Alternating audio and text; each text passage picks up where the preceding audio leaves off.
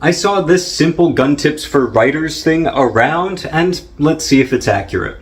Hi, I'm Marcus Vance, military veteran, former fencing instructor, tactical consultant for television and novels, and I also have some professional level publications in fiction. There is no muzzle flash when a shotgun or handgun is fired. Never, not once. That is not true, and we are off to not the best start. Handguns and shotguns expel superheated gas, so there is a muzzle flash. Guns are fudging loud. Yeah, that's really true. However, it's important to remember context. They're not like one shot will make you completely lose your hearing forever. I mean, just look at the numerous videos about law enforcement shooting people inside. They're firing multiple shots and then they're joking with their buddy right after. They're not like, ah! And chances are they didn't like stop in front of that place and put in hearing protection. Though guns are loud, but they're not debilitatingly so. Next up, bullet shells are hot. If they come out of the gun and touch you, on your clothes or not, they will burn you. Against exposed flesh, yeah, they definitely hurt. However, through clothes, I mean, I don't know, that depends on how thick your clothes are. On that note, after firing, the barrel of a gun and the muzzle of a gun are hot. It really depends on the thickness of it. So the barrel of the gun would be inside of the slide and everything, at least with the semi-automatic pistol. But the exposed barrel would be hot after a few shots. Yeah, it could definitely hurt you, but like one or two, Up next, contrary to Wanted, you cannot bend the trajectory of a bullet. Like, that literally does not make sense if you know anything about any sort of physics. Yeah, that is true. You can't bend bullets, you can't curve bullets. The trajectory of bullets. Up next, fudging aim. Like very, very experienced shooters can whip a gun out of a holster or their waistline of their pants and maybe shoot somewhere near where they intended, but that's also if they know their gun.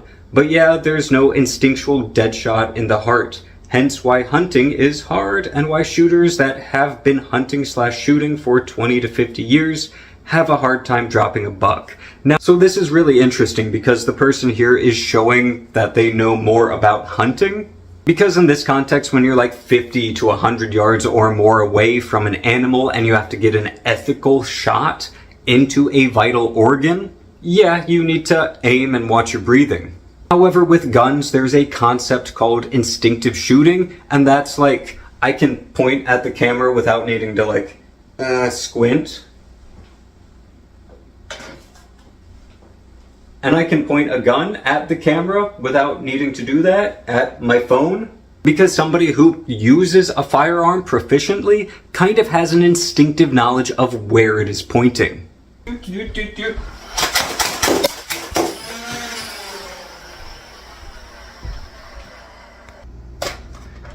This door is like 3 meters away, and I'm pretty sure that I can turn and shoot around the window area without like, you know, squinting aiming.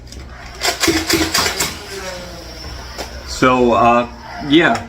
And that was not me trying to demonstrate that I'm like a super good shot. That was supposed to be like a basic demonstration of what a lot of trained people know how to do. Like in a self-defense situation, you're not aiming trying to get a heart shot, you're trying to get an anything shot. In fact, some modern techniques have the person drawing their pistol, immediately pointing it forward, and then starting shooting as they're going forward and gripping the pistol. So yeah, it's good to aim, but it's not like you can't hit something in the 3 to 7 meters that gunfights usually take place, at least outside of the military. Up next, there's this thing called kickback. So the way guns work is that they're basically a mini explosion. Yeah, that's true. This explosion in all guns, not just shotguns and high caliber rifles, can cause the gun to jerk back and can push back the entire body of an unexperienced shooter. It really hurts your shoulder too. I mean, everybody has their own recoil tolerance.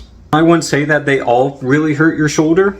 And in my personal opinion, there's not even a direct correlation with size. Like, this is .375 H&H Magnum, and this was a joy to shoot out of a bolt-action rifle. Meanwhile, .45-70, which is smaller, creates less kinetic energy, all that, I really hated firing this out of a lever action.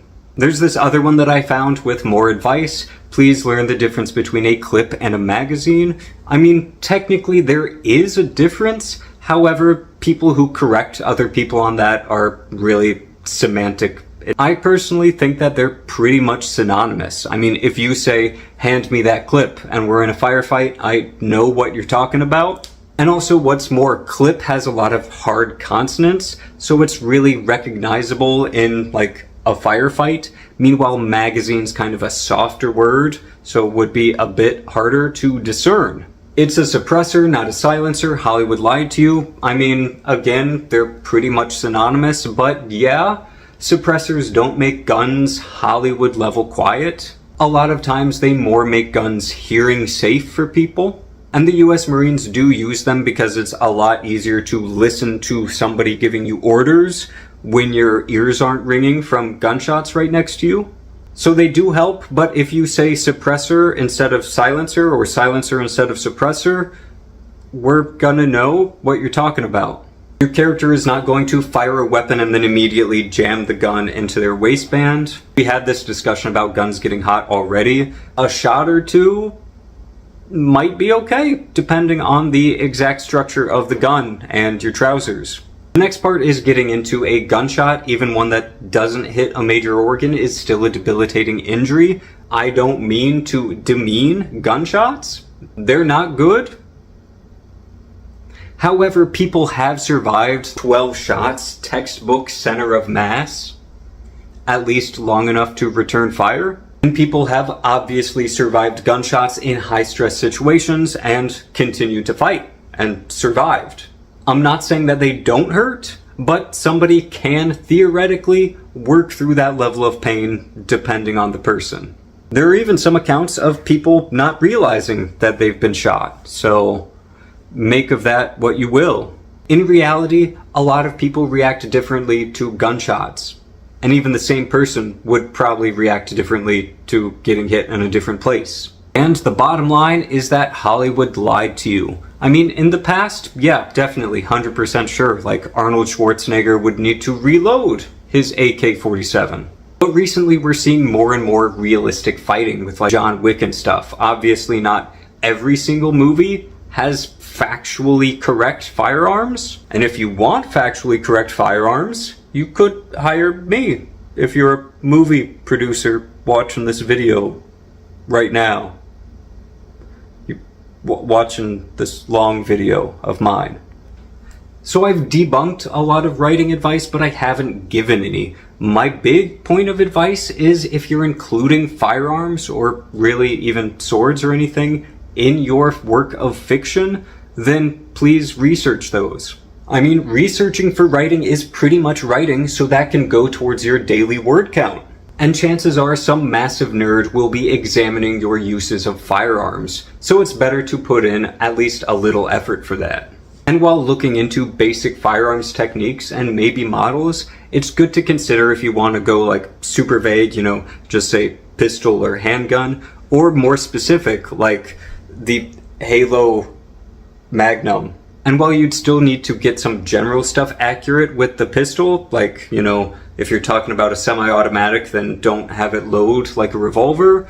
If you're talking more specific, then look into the magazine capacity, the available calibers, how common they were in what parts of the world. You can use it as a character building device to show some background. If you got something useful from this video, leave a like. If you didn't get something useful from this video, leave a dislike. I have YouTube memberships available if you want to get some to help me buy more of these.